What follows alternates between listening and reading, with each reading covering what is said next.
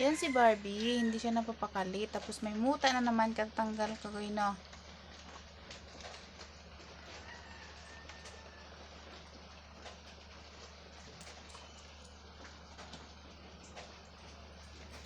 Ayan nga si Barbie ay hindi siya mapakali dahil gusto niyang abutin yung sa taas na niluluto sa kanya kanina pa. Kasi nga, daw ang tagal-tagal. Ayan.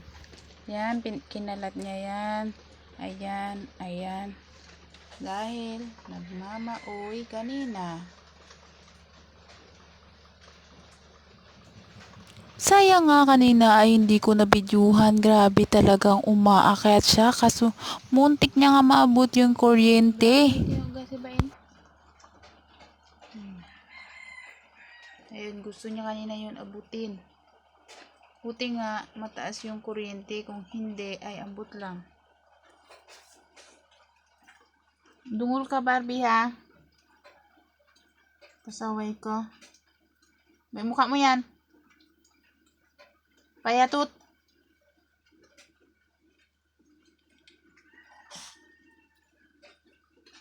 Palungkot-lungkot nang makasermonan ka. Palungkot-lungkot ka. Si muta-muta. Sabi mong muta. Naman si Bruno, behave. Payatot. Kaya minsan di yan kumakain.